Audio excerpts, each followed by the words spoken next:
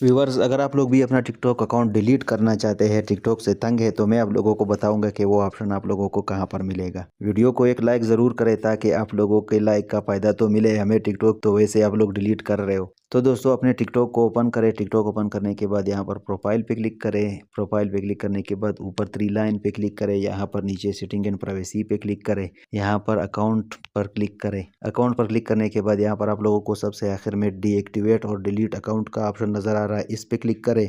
इस पर क्लिक करने के बाद आप लोगों के नेट पे डिपेंड करता है कि आप लोगों का नेट अगर तेज़ हो तो जल्दी हो जाता है। आप लोगों ने आगे प्रोसेस करके इसको डिलीट करना है। मैं अपना टिकटॉक अकाउंट डिलीट नहीं करना चाहता क्योंकि मैं अभी टेक की वीडियो बना रहा हूँ। तो आप लोगों की तरह बहुत से दोस्त हैं जो इंतज़ार में बैठे हुए हैं कि प्लानी इंफॉर्मेशन किस टाइम पे आएगी। तो वीडियो आप लोग इस तरह से प्रोसेस करके आप लोग अपना टिकटॉक डिलीट कर सकते हो। मेरे वीडियो को लाइक करें, चैनल को सब्सक्राइब करें ताकि यूट्यूब पर आप लोगों को कुछ नया मिल सके। Thank you. अल्लाह हाफिज़। अपना ख्याल रखें और मुझे इजाज़त दें।